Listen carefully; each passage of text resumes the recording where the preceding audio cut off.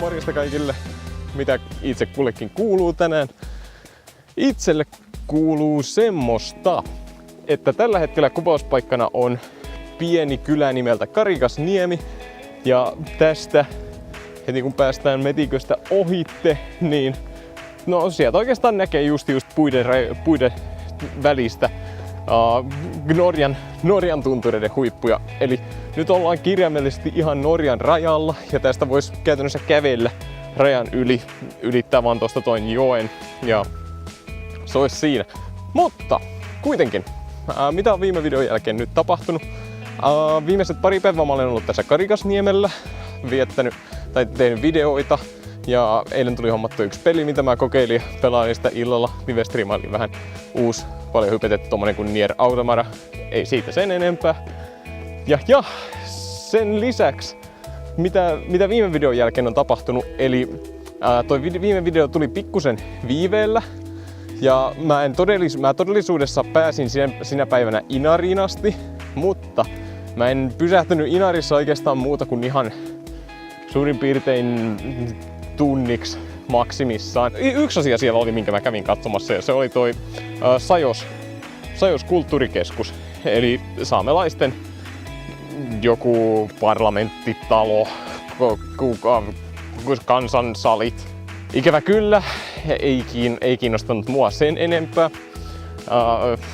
Mä siinä itse asiassa vähän avauduinkin, kun siellä olisi ollut myös saamelaisten museo ihan erikseen, mutta jos tommonen, että ilmaiseksi pääsee katsomaan, talo oli hieno. Jos ilmaiseksi pääsee katsomaan hienoa rakennusta ja parlamenttitaloa ja siinä ivussa sitten vähän tutustun saamelaiskulttuuriin, niin sinne voitaisiin vähän pistää jotain niin kuin enemmän nappaavaa siitä, että mikä saisi ihmiset kiinnostunut saamelaiskulttuurista vielä enemmänkin kuin pelkästään sen, että niillä on ollut tossukengät ja nykyään kävellään turvakengillä ja sitten niillä on ollut 4 tuulen hattua.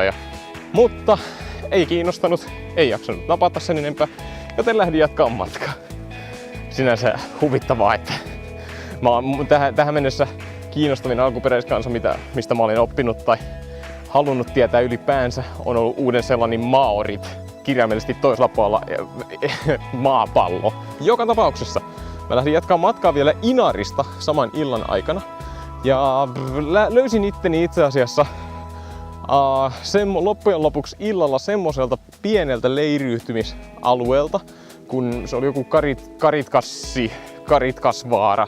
Leiriytymisalue, se oli hankala nimi, ikinä osas lausua sitä oikein. Kuitenkin siellä mä sitten päätin jäädä yöksi ensimmäistä kertaa leiriytymisalueelle. Ja syy sille oli oikeastaan ei niinkään pakottava, että mun olisi täytynyt löytää leiriytymisalue, että se olisi ollut ehdoton, mutta siinä matkalla mä kattelin ja moneen kertaan ihmettelin tätä muotkatunturien vaaroja ja tuntureita. Että herran jumala, kun siitä ei ollut tieltä oikeasti kuin 2 kilometriä suurin piirtein lähimmälle huipulle. Niin ajattelin, että nyt olisi oikeasti niin kiva saada auto johonkin pysäksiin ja käppäillä siitä sitten muutamaksi tunniksi tuonne tunturihuipulle, tehdä siellä jonkinnäköiset eväät mukaan ja ruokaa ja hilpasta takaisin. Yksi vaihtoehto oli se ollut, että mä olisin jättänyt auton semmoiselle parkkilevennykselle. Olisin selvinnyt ilmaiseksi siitä varmaan ja ehkä autoa ei oltaisi viety. En mä usko, että sitä oltaisi vietykään. Koputellaan puuta. Mutta joka tapauksessa ajattelin, että kun siinä matkalla nyt sattuu olemaan tämmöisiä eri leiriytymisvaihtoehtoja, että mihin saa autollakin ajaa, niin no ajoin se siinä samana iltana sitten yhdelle näistä ja maksoin 20 siitä, että sain olla siinä yön yli, sain käyttää vettä, suihkuja, vessoja. Mä pääsin jopa saunomaan sillä hinnalla ja autosähkö nokkaan kiinni, että siinä mielessä ei niinku huono diili.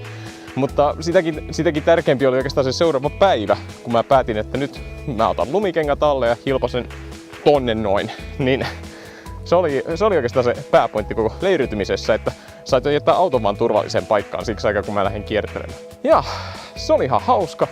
Itse asiassa mulla meni siinä 1,5 tuntia, 2 tuntia, kun mä kipusin sinne huipulle. Siinä matkalla tuli paljon poroja vastaan. Ja pääsin huipulle, kuvailin siellä, otin videokuvia. Oli ihan niinku arvoinen pieni kävelylenkki. Keitin nuudelit, söin ja sit sieltä pääsi alas suurin piirtein vajaassa tunnissa takaisin saman matkan. Että kyllä siinäkin hiki sentään tuli, kun sinne kipus. Seuraavana päivänä mä lähdin jatkaa matkaa. pääsin Karikasniemelle ja nyt olen täällä tosiaan, no keskusta on tuolla suunnassa, mutta mä olen nyt kävelemässä toiseen suuntaan. Ajattelin, että jos täältä löytyisi joku semmonen hauska pieni sillan tai kaiteen nypärä, mihin mä pystyisin istahtamaan joksikin aikaa ja kirjoittaa vaikka blogitekstiä. Ja en tiedä kuinka kauan mä tässä nyt vielä viivyn, mutta todennäköisesti lähden vielä ennen viikonloppua jo jatkamaan matkaa sitten kohti seuraavaa kohdetta, eli sitä Nordkappia. Tässä taas tämän verran tältä päivältä ja nähdään taas seuraavassa videossa. Seuraava video on todennäköisesti Nordkapin puolelta, eli jotain yllättävää tapahtuu. Mutta katsotaan taas silloin. Se on taas moro, ciao!